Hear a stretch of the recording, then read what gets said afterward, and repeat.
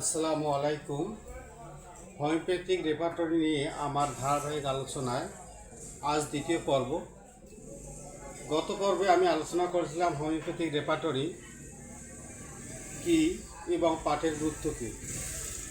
আজ আমরা আলোচনা করব হোমিওপ্যাথিক রেপার্টরিতে কতগুলো অধ্যায় রয়েছে এবং এই অধ্যায়গুলোকে কিভাবে সাজানো রয়েছে।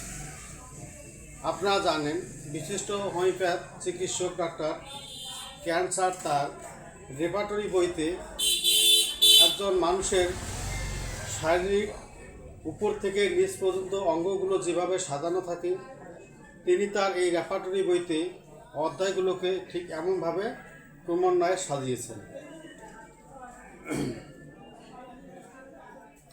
আমরা যদি তার এই ক্যান্সার রেপার্টরির অধ্যায়গুলোকে সহজে মনে রাখতে চাই, তাহলে আপনারা আমার এই ভিডিওটি দেখবেন।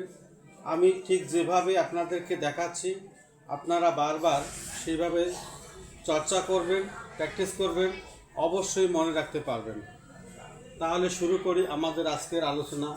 হোমিওপ্যাথিক রেপার্টরিতে, বিশেষ করে ক্যান্সারের রেপার্টরিতে অধ্যায়গুলি কিভাবে রয়েছে এবং কিভাবে সহজে মনে রাখা যায়।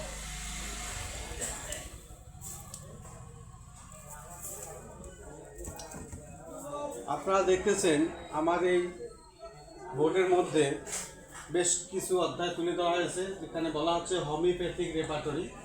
অধ্যায়গুলোর নাম হচ্ছে, আমরা প্রথমে পাই mind, vertigo, head, eye, ear, hearing, nose, face, mouth, teeth, throat, external throat, stomach, abdomen, stomach, rectum, stool, urine, bladder, kidneys, prostate gland, urethra, genitalia, genitalia female, larynx and trachea, expiration, cough, expectorator, chest, back, extremities, sleep, chill, fever, perspiration, skin এবং generalities. এই অধ্যায়গুলোকে আমরা এভাবে বারবার পড়লে মনে রাখতে পারবো ঠিকই, কিন্তু একটু সময় লাগবে। কিন্তু আমি আপনাদেরকে দেখাচ্ছি কিভাবে আপনারা মনে রাখবেন। আপনারা ঠিক অনুরূপভাবে প্র্যাকটিস করবেন, তাহলে মনে রাখতে পারবেন। আমাদের এই বইয়ের মধ্যে অধ্যায়ে প্রথমে যে বিষয়টি আলোচনা করা হচ্ছে তা হচ্ছে মাইন্ড। ডাক্তার ক্যান্সার যখন এই হোমিওপ্যাথিক রেপার্টরি লেখা নিয়ে চিন্তা করেন, তখন তার এই বইটির শুরুতে কি অধ্যায় দিবেন সেটি নিয়ে তার চিন্তা। এই চিন্তার উপর ভিত্তি করে তাই এই অধ্যায়ের প্রথমে যে অধ্যায়টি দিলেন তা হচ্ছে মন, অর্থাৎ মাইন্ড। আমরা যে কোনো কাজ করি না কেন, প্রথমে আমরা কি করি? মনের মধ্যে চিন্তা নেই। এর জন্য ক্যান্সার তার এই রেপার্টরি বইতে সর্বপ্রথম যে অধ্যায়টি দিলেন তার নাম হচ্ছে মাইন্ড। মাইন্ড এর পরে যখন মনের ভিতরে যখন কোনো কিছু চিন্তা আসে, তখন কি হয়? তখন আমাদের মাথা ঘোরে। অর্থাৎ মনে যদি কোনো চিন্তা আসে, সেই চিন্তা কার্যকর করার পূর্ব পর্যন্ত আমাদের মাথা ঘোরে। এই মাথা ঘোরাকে ক্যান্সার তার রেপার্টরিতে অবস্থান দিলেন অধ্যায়ের দিক থেকে দ্বিতীয়ত, যেটা হচ্ছে ভার্টিগো। এই যে শিরোঘূর্ণন বা মাথা ঘোরা, এর অবস্থান কোথায়? কোথায় ঘোরে? মাথায় ঘোরে। এর জন্য ক্যান্সার তৃতীয় অধ্যায়টি দিলেন হেড। হেড হেডের যদি আমরা একটু ভালোভাবে বিবেচনা করি, হেড অঙ্গটির পরে যে অঙ্গটি পাই আমরা তা হচ্ছে আই। ক্যান্সার তার রেপার্টরি বইতে অনুরূপভাবে অঙ্গগুলির উপর ভিত্তি করে রেপার্টরিতে অধ্যায়গুলির অবস্থান করলেন হেডের পরে আই। আইয়ের কাজ কি? আইয়ের কাজ হলো দর্শন বা দেখা। ইনি এই রেপার্টরি বইতে আইয়ের পরে যে অধ্যায়টি দিলেন তা হচ্ছে ভিশন। অনুরূপভাবে চোখের পরে যে অধ্যায়টি রাখলেন তা হচ্ছে এয়ার। এয়ারের কাজ হচ্ছে হেয়ারিং। তো এভাবেই তিনি পর্যায়ক্রমে অধ্যায়গুলোকে সন্নিবেশিত করলেন ক্রমান্বয়ে। আমি আপনাদেরকে দেখাচ্ছি, আপনারা যেভাবে বাসায় বাসায় প্রয়োজনে একাই একাই প্র্যাকটিস করবেন, তাহলে মনে রাখতে পারবেন। আপনারা শুরু করেন আমার সাথে। আমরা প্রথমে জানবো মাইন্ড। মাইন্ডটাকে আমরা ঠিক এভাবে দেখবো: mind, vertigo, head, eye, vision. Mind, vertigo, head, eye, vision, hair, hearing, nose. তো ক্যান্সার দেখলেন যে তার অধ্যায়গুলোকে মোটামুটি তার ক্রমান্বয়ে সাজাচ্ছেন। সেক্ষেত্রে কিছু কিছু ক্ষেত্রে আমাদের অঙ্গগুলোকে আমরা যখন দেখি, যেখানে হেয়ার, হেয়ারিং, নোজ পর্যন্ত আসলো, যে একটি মুখমণ্ডলে প্রায় সব কিছু চলে আসলো, তখন এই নোজ পর্যন্ত আসার পর তারপর যে অধ্যায়টা দিলেন ওটার নাম হচ্ছে ফেস। এখন দেখা যাচ্ছে যে চোখ, নাক, কান সব কিছুই আছে, মুখমণ্ডলে কি যেন অপূর্ণতা। এই অপূর্ণতার কারণে তিনি তো পরবর্তী যে অধ্যায়টি রাখলেন তা হচ্ছে মাউথ। এই যে অধ্যায় দিচ্ছে ফেসের পরে মাউথ। সাধারণত মাউথ থাকলে হয় না, মাউথের ভেতরে অন্যতম একটি অঙ্গ হচ্ছে টিথ। ক্যান্সার মাউথের পরে যে অধ্যায়টি রাখলেন তা হচ্ছে টিথ। টিথের কাজ হচ্ছে চাবানো, কোনো কিছু খাওয়ানো। আমরা খাওয়া এবং চাবানোর পরে আমাদের সব কিছু কী হয়, গলা দিয়ে আসে। এই গলা দিয়ে আসার কারণে ক্যান্সার তার এই পরে অধ্যায়টি রাখলেন থ্রোট। গলা দিয়ে শুধু গেলে হবে না, বাইরে থেকে দেখা যাতে না যায়, এজন্য তিনি কি করলেন, পরবর্তী অধ্যায়টি রাখলেন এক্সটার্নাল থ্রোট। ঠিক অনুরূপভাবে রাখলেন এক্সটার্নাল থ্রোট।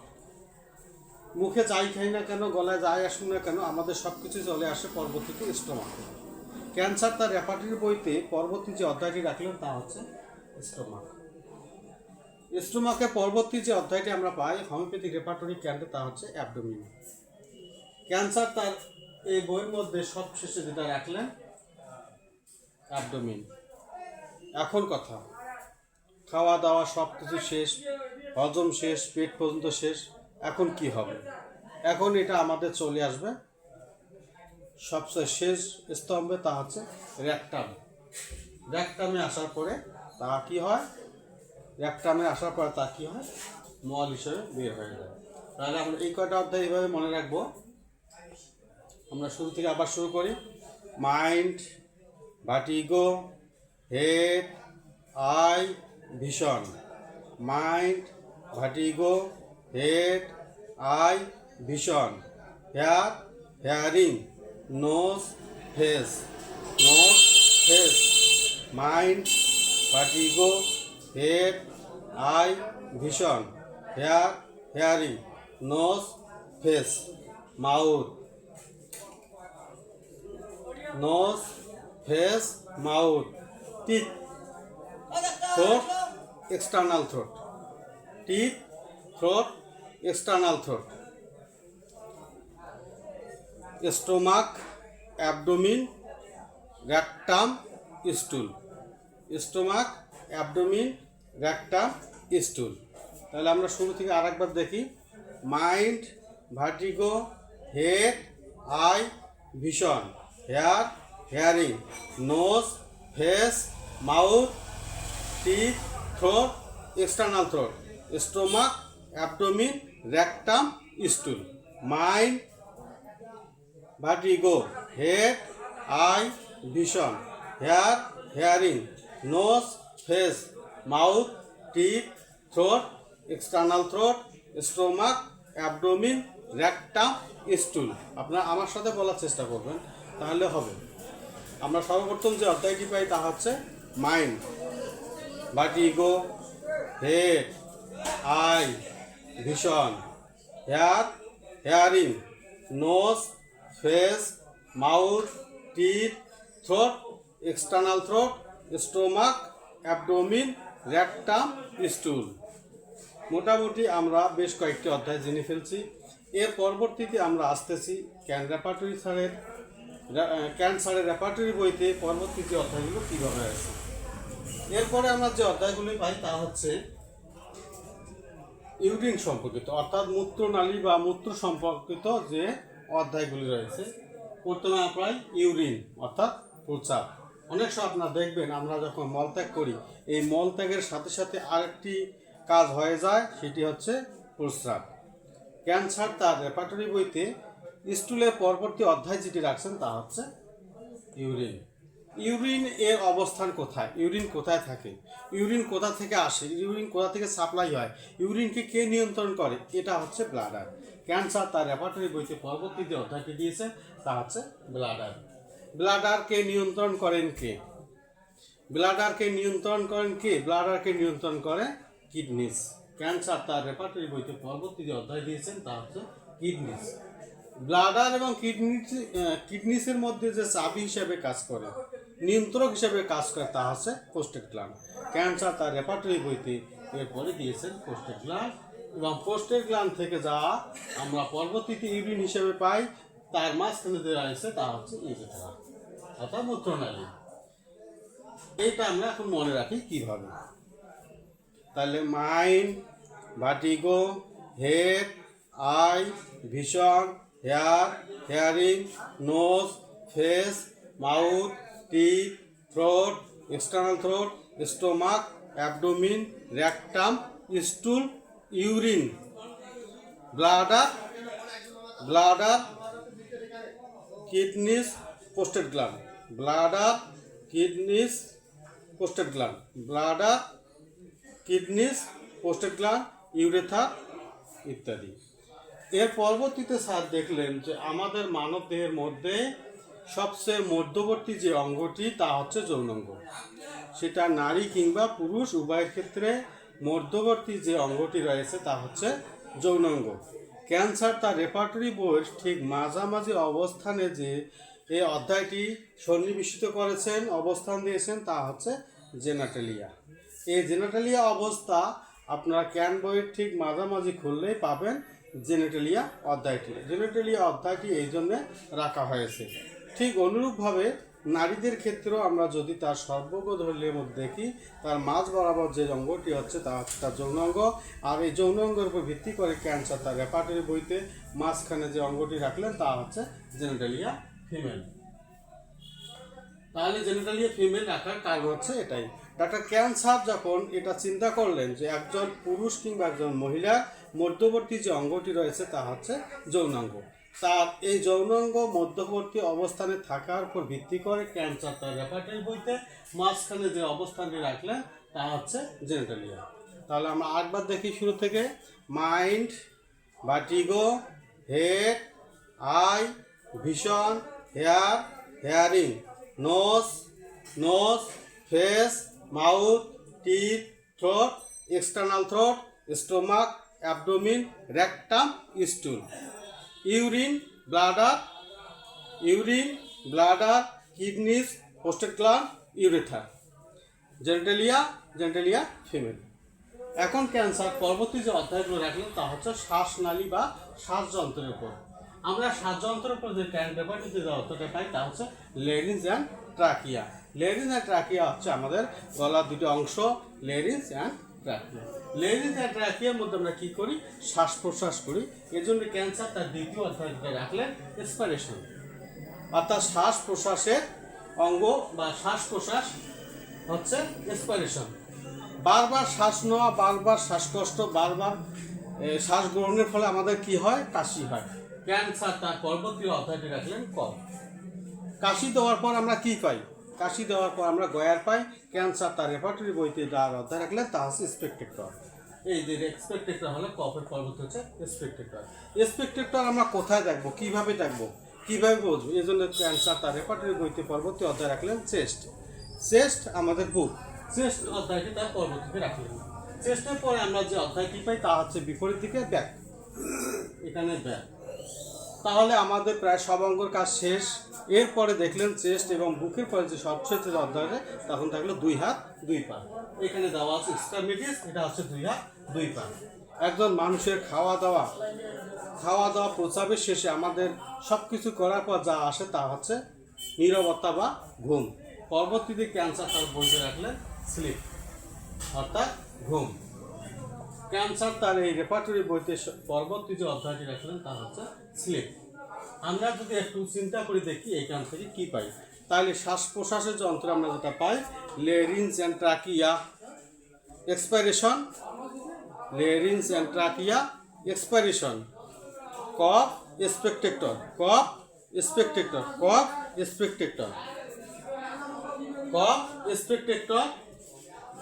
তারপর চেস্ট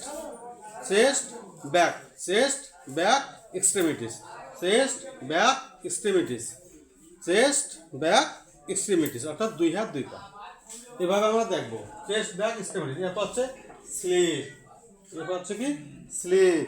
সব কিছু শেষ, খাওয়া দাওয়া, পায়খানা প্রস্রাব কাশাকাশি যা ছিল সব শেষ হওয়ার পর আমরা কি হয়, শরীর নিস্তেজ হয়, তখন আমরা কি করি, স্লিপ। স্লিপ আমরা মনে রাখবো, স্লিপ। স্লিপ এর পরে ঘুম যাওয়ার পরে কি হয়, আমাদের ঠান্ডা লাগে। ঘুম যাওয়ার পরে আমাদের কি হয়, ঠান্ডা লাগে, তখন হচ্ছে চিল। চিল মানে শীত করা, চিল। এর পরবর্তীতে ক্যান্সার তার রেপার্টরি বইতে দেওয়া থাকে, রাখলে স্লিপের পরে চিল। চিলের পরে কি হয়, আমাদের জ্বর আসে, জ্বর আসে। এর জন্য পরবর্তী যে অধ্যায় দেখলেন ফিভার। ফিভারে আমরা কীভাবে বুঝি, ফিভারে ঘাম দেয়, ফিভারে কি দেয়, ঘাম দেয়। ক্যান্সার তার রেপার্টরি পরবর্তী যে অধ্যায়টি রাখলেন তা হচ্ছে পাসপিরেশন। এই পাসপিরেশন, পাসপিরেশন, পাসপিরেশন আমরা কোথায় দেখবো, পাসপিরেশন আমরা কোথায় দেখবো, স্কিনে দেখবো। পাসপিরেশন আমরা কোথায় দেখবো, স্কিনে। তাহলে আমরা একবার শুরু করি।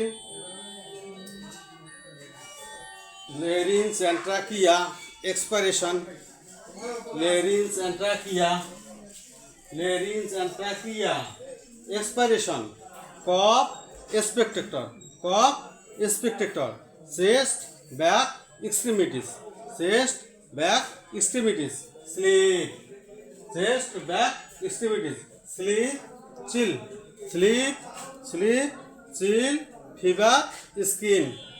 সব শেষে আমাদের যে আলোচনাগুলো বাকি থাকবে, আমরা অন্য অন্য অধ্যায়ে যে আলোচনাগুলো পাবো না, যদি কোনো আলোচনা দেখা যাচ্ছে যে আমরা অধ্যায় ভিত্তিকভাবে পাচ্ছি না, সেক্ষেত্রে কি করব, কোথায় পাবো, ক্যান্সার সবগুলো অধ্যায়ের ছোটোখাটো বাদ পড়া অংশগুলোকে নিয়ে একটি অধ্যায় সাজালেন, তা হচ্ছে জেনারেটিস। এই জেনারেটিস অধ্যায়ের মধ্যে আপনারা ক্যান রেপার্টরির অন্য অন্য অধ্যায়ের অংশ বিশেষ যা পাবেন না, তা এই অধ্যায়ের মধ্যে পাবেন। আমি আশা করি আপনারা যদি বারবার এটা প্র্যাকটিস করেন একাই একাই, আমার এই ভিডিও দেখে দেখে, নিশ্চয়ই আপনারা এই 37টা অধ্যায় মনে রাখতে পারবেন। আপনাদের সুবিধার্থে আমি আরেকবার বলার চেষ্টা করতেছি, আপনারা আমার সাথে মিলাবেন।